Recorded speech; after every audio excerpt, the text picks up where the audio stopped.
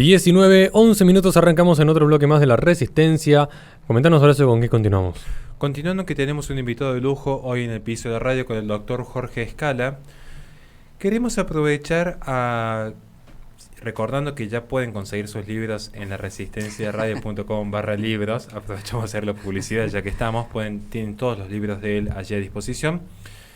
Porque a partir del lamentable suceso que ha trascendido la semana anterior, donde se ha visto en las noticias 6 hombres que habrían abusado de una mujer, un proceso que ya está judicializado, esperemos que se haga justicia y que se sepa finalmente qué fue lo que realmente sucedió. Insisto, todo esto está bajo investigación. Quiero aprovechar a preguntarle, porque en ese contexto aparece un influencer muy particular a decir que en realidad lo que ha sucedido es parte de la cultura heterosexual. Es como una suerte de una pobre víctima del sistema. Pero tiene una particularidad, porque este influencer, que se ha hecho tan conocido por sus campañas de recaudación, muchos lo recuerdan por la recaudación en torno a los incendios que hay en el litoral, que ayudó. Pero se olvidan que tiempo atrás también había recaudado un dinero por demás importante para financiar las operaciones de las infancias trans. Así que qué bueno que está aquí el doctor Jorge Escala, que está completamente especializado en estos temas, para que nos pueda decir qué hay detrás de esta noción de infancia trans que tanto se ha romantizado en los últimos años. Bueno, a ver, esto tiene que ver también con una serie de problemas de tipo psicológico o psíquico, o psiquiátrico, de personas que tienen anomalías que son bastante fáciles de explicar. Si una persona, para ser feliz, lo que necesita es la armonía. Si la armonía es que coincida lo que piensa, lo que quiere, sus afectos, lo que hace, y entonces, bueno, hay una armonía, esa persona tiene la posibilidad de ser feliz. Después, a lo mejor las circunstancias externas hacen que su vida sea complicada, sea desgraciada por otro tipo de problemas. Sin embargo, va a tener una armonía interior. La persona que carece de esa armonía interior siempre es infeliz. Entonces, ¿qué es lo que pasa si yo aplico estas ideas a la sexualidad? Entonces, yo tengo una sexualidad que está determinada por lo biológico. Desde el punto de vista biológico, puedo ser varón o mujer, nada más. Ahora, ese ser varón o ser mujer tiene que coincidir también con la psiquis de la persona y con el espíritu de la persona. Es decir, yo soy varón, mi psiquis, biológicamente soy varón porque todas mis células son sexuadas y todas mis células son masculinas. Por lo tanto, esto es absolutamente irreversible. Soy varón y no hay forma de que deje de serlo desde el punto de vista biológico. Para ser una persona armónica, entonces mi psiquis y mi espíritu tienen que ser de varones. Si mi psiquis y mi espíritu no son de varones, entonces yo tengo una desarmonía y voy a ser un infeliz toda mi vida. Entonces, ¿qué pasa? Hay gente que efectivamente no le coincide la biología con su psiquis o con su espíritu. Entonces dice, bueno, muy bien, yo tengo que solucionar esto. Entonces hay dos posibilidades, es decir, bueno, muy bien, me corto los genitales, me castro, me hago un agujero, me pongo una serie de hormonas que mi cuerpo no produce y me disfrazo para parecer que soy una mujer. Nunca seré una mujer porque, repito, todas mis células son sexuadas, son masculinas y entonces jamás seré una mujer. Esa es una posibilidad. La otra posibilidad es decir, porque esa posibilidad parte del prejuicio o del juicio equivocado de que la biología se equivocó. Pero la biología no se puede equivocar. Ya, por esto que digo, todas nuestras células son sexuadas y todas son o masculinas o femeninas. Entonces, ahí no hay ningún error posible. Si no hay una coincidencia, no hay una armonía, el error no está en la biología. ¿Qué pasa? Con el verso de que nací en el cuerpo equivocado, entonces yo ¿qué es lo que tengo que hacer? Destruir el cuerpo y tratar de rehacerlo, cosa que, repito, es absolutamente imposible.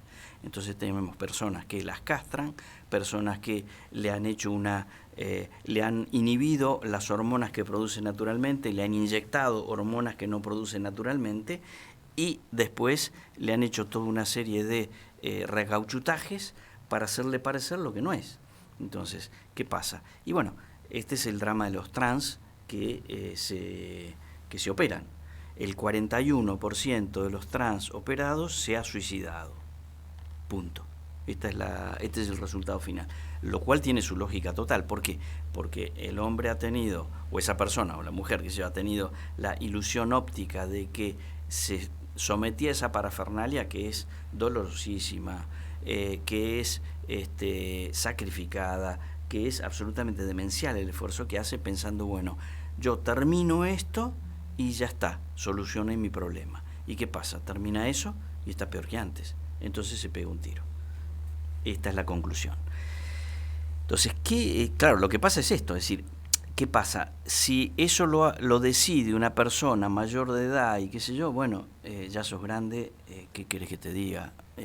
Hace lo que quieras, yo qué sé, yo no puedo impedírtelo. Lo que pasa, lo dramático es cuando esto se hace con niños. Los niños no pueden resolver, o con púberes, ellos no pueden resolver porque no tienen la capacidad para poder resolver y tomar una decisión que es definitiva, que significa, por ejemplo, la esterilización definitiva, y significa además, aunque quieran revertir los procesos, esa persona quedó mutilada, con lo cual en realidad tampoco revierte los procesos, terminan siendo sin ni chicha ni limonada, o sea, nunca van a lograr la armonía interior, porque han tomado una decisión que ha sido definitiva y catastrófica. Entonces, claro, ¿qué pasa? ¿Quiénes resuelven por ellos? Y resuelven por ellos los padres.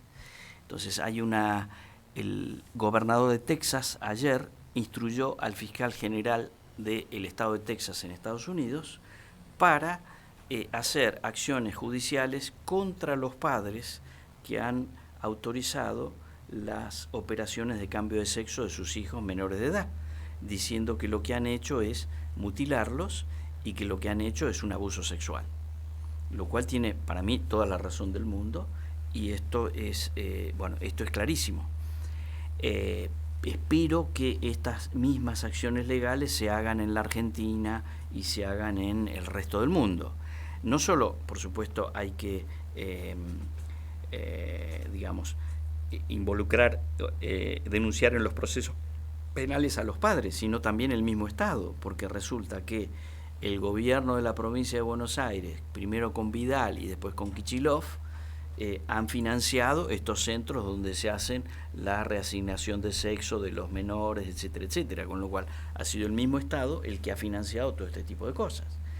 Entonces, no solo deben ir presos los padres, obviamente principales responsables, sino también las autoridades públicas que han tomado las medidas que correspondan a este desastre. Y repito, esto es una cuestión matemática. Si dicen, nací en el cuerpo equivocado, no, tu cuerpo no puede equivocarse, lo que tenés equivocado es esto. Entonces, si lo que tenés equivocado es el cerebro o es la psiquis, entonces lo que tenés que hacer es tratarte psíquicamente o psiquiátricamente, porque el problema lo tenés acá. Y si no te tratás, no lo vas a resolver nunca, serás un infeliz siempre. Pero ese tratamiento tiene posibilidades de prosperar. El que no tiene ninguna posibilidad de prosperar es el que parte por mutilar a la persona, dejándola estéril para siempre, dejándolo inservible para el sexo con el cual nació, y además metiéndole una bomba hormonal que termina descuajeringándole todo el funcionamiento corporal. Todo el sistema linfático. Claro, efectivamente. Y eso deriva en un montón de cosas, un montón de enfermedades, etcétera. Es decir, esto no termina nunca. Sobre ese punto, y para no extender tanto el bloque, porque sabemos que los tiempos de las redes son bastante tiranos, yo recuerdo que el primer libro que leí de usted, Recrear la cultura de vida, hace un apartado especial, un tema que se vincula directamente a lo que estamos tocando hoy, el experimento del Dr. Money. Sí. No sé si le gustaría comentarle a la audiencia, porque ese fue quizá un experimento paradigmático para que entiendan de qué hablamos cuando hablamos de estas famosas infancias trans tan romantizadas, desde influencers hasta políticos. Sí, el experimento es este. El Dr. Money pues ya falleció, un biólogo, o sea, se dedicaba a las plantas y a los animales, o sea, no se dedicaba a los seres humanos. Empezó con hablar de género, de la identidad de género, etcétera, etcétera. Entonces él decía lo siguiente: su tesis era que las personas tenemos un sexo biológico, que eso es irreversible, pero un sexo psicológico que depende de la cultura, o sea, depende de la educación que reciben. Entonces él daba conferencias. Entonces un matrimonio que tenía 2 hijos gemelos, monocigóticos, digamos, chiquitos, que en el momento de circuncidarlos, eran canadienses, este matrimonio de estos chiquitos, a uno de ellos hay un pequeño problema y le rebanan el miembro. Entonces, por un accidente, en fin, nadie quiso hacerlo ni nada por el estilo. Entonces, claro, los padres quedaban preocupadísimos, qué es lo que hacemos con nuestro chico. Y ahí ven una conferencia Moni, y entonces lo que hacen es contactarse con él, y él dice, perfecto, este es el caso testigo que yo tengo para probar mi tesis, porque lo que ustedes tienen que hacer es ponerse a las órdenes mías, yo voy a indicar cómo tienen que educar a este otro chico, y vamos a ver que se van a desarrollar teniendo la misma carga genética, teniendo los mismos padres, etcétera, se van a desarrollar de acuerdo a la cultura, a la educación que se le da a cada uno como varón y otro como mujer. Y entonces empezó a trabajar sobre el chiquito con inyecciones hormonales, después con intervenciones quirúrgicas, por supuesto vistiéndolo como nena, educándolo los padres como nena, etcétera. Todos los meses los padres tenían que viajar a Estados Unidos, o Moni iba a Canadá para tener unos días con él para hacer la revisión de cómo iba todo el asunto.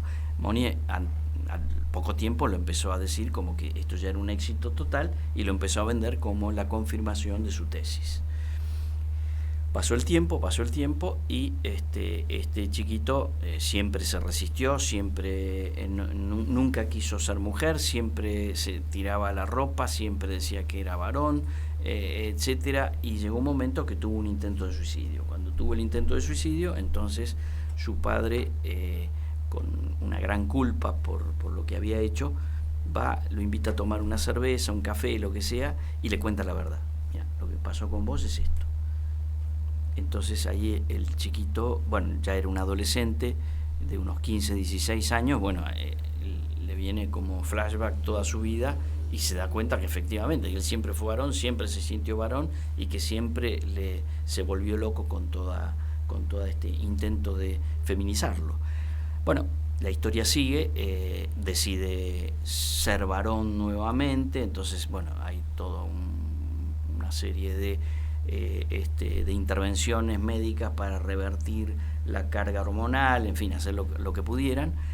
Este hombre salió adelante, encontró una mujer que había sido madre soltera con 3 hijos, se ponen de novio, se casa con esta mujer, pero nunca terminaba de asumir la desgracia de su vida. El padre se suicida, su hermano gemelo se suicida porque nunca había soportado el hecho de pensar que había sido el causante de las desgracias que le habían sucedido a su otro hermano, y finalmente él mismo termina suicidándose. Es decir, acá termina el experimento de Moni, con 3 suicidados.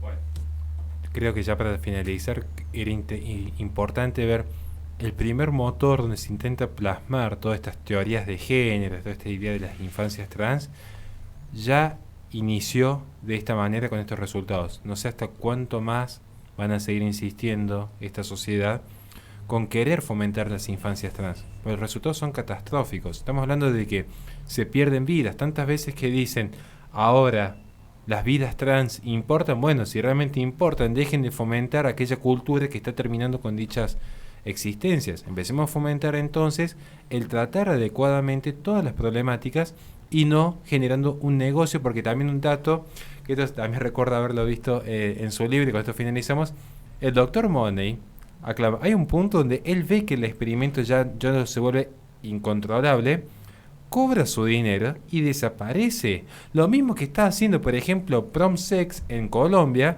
que después que han vendido sus servicios de aborto inducido, desaparece. Lo mismo que sucede con Fundación Web o Casa Fusa en Argentina. Cobran el dinero, arruinaron ya las vidas de tantas personas, porque va toda la mano, toco el ejemplo del aborto que se viene a la mente, y después las personas quedan allí a la deriva, pobres, destruidas, sin un futuro, sin esperanza. Entonces, seamos conscientes de esto. Aclaro una cosa, que Moni trabajaba para la Universidad Johns Hopkins, casualmente la que está con el tema del coronavirus, etcétera, etcétera, etcétera, muy famosa, y lo dejo acá. Listo. Le recordamos a la gente que este programa se transmite por twitch.tv/la_resistencia. Posteriormente sube al canal de YouTube de La Resistencia Radio, donde en la descripción de los videos tienen nuestras redes sociales para que se comuniquen con nosotros en caso de que quieran colaborar con este espacio. Vamos a un corte y enseguida volvemos con más Resistencia.